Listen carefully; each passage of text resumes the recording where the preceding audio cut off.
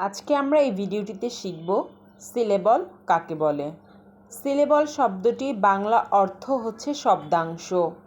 কোনো ওয়ার্ড এর যতটুকু অংশ একবারে উচ্চারণ করা যায় তাকে সিলেবল বা শব্দাংশ বলে। ইংরেজিতে সিলেবলের ডেফিনেশন দেওয়া হলো, আপনাদের যাদের প্রয়োজন তারা অবশ্যই লিখে নেবেন। আমরা উপরের ছকে দেখতে পারছি, এ ছকের প্রতিটি ঘরে প্রতিটি শব্দ একবারই উচ্চারিত হয়। বি ঘরের প্রত্যেকটি শব্দ দুবারে উচ্চারিত হচ্ছে, কারণ তাতে দুটি সিলেবল বা শব্দাংশ রয়েছে। আবার সি ঘরের প্রত্যেকটি শব্দ তিনবারে উচ্চারিত হয়, কারণ এতে রয়েছে তিনটি সিলেবল বা শব্দাংশ। সিলেবাসের একটি নোট যেটা সবসময় মনে রাখবেন, ভাওয়েল ছাড়া সিলেবাস হয় না। প্রত্যেকটি সিলেবলে এক বা একাধিক ভাওয়েল থাকে, যেমন বয়। বয় শব্দটি সিলেবল দ্বারা গঠিত এবং তাতে একটি ভাওয়েল রয়েছে। সিলেবলের শ্রেণীবিভাগ। সিলেবলকে সাধারণত চারটি ভাগে ভাগ করা হয়েছে: 1 মনোসিলেবল, 2 ডিসিলেবল, 3 ট্রিসিলেবল, 4 পলিসিলেবল।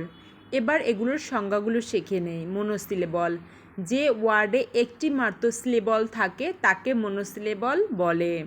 উদাহরণ যেমন ফান, সান ইত্যাদি, এগুলো কিন্তু একবারই উচ্চারণ করা যায়, তাই এগুলো হচ্ছে মনোসিলেবল।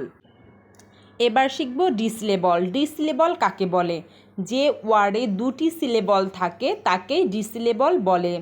ডিসিলেবলের উদাহরণ ফাদার, মাদার ইত্যাদি। এখানে ফাদারকে দুই ভাগে উচ্চারণ করা হয়, আবার সেম মাদারকেও দুই ভাগে উচ্চারণ করা হয়, তাই একে ডিসিলেবল বলে। এবার শিখব ট্রিসিলেবল এবং পলিসিলেবল। ট্রিসিলেবল, যে ওয়ার্ডে তিনটি সিলেবল থাকে তাকেই ট্রিসিলেবল বলে। যেমন বিউটিফুল, এখানে বিউটিফুলকে তিনটি ভাগে উচ্চারণ করা হয়। আবার আমব্রেলা, এখানে আমব্রেলাকেও তিনটি ভাগে উচ্চারণ করা হয়, তাই একে ট্রিসিলেবল বলে। এবার শিখব পলিসিলেবল, যে ওয়ার্ডে তিনটিরও বেশি সিলেবল থাকে তাকেই পলিসিলেবল বলে। যেমন ইউনিভার্সিটি, ইউনিভার্সিটিকে কিন্তু চারটি ভাগে উচ্চারণ করা হয়। একইভাবে বাকি ওয়ার্ডগুলোকেও কিন্তু চারটি বা তার বেশি ভাগে উচ্চারণ করা হয়, তাই একে পলিসিলেবল বলে। আমার ভিডিওটি ভালো লাগলে অবশ্যই আমার চ্যানেলটি লাইক, সাবস্ক্রাইব করে পাশে থাকবেন। ধন্যবাদ সকলকে।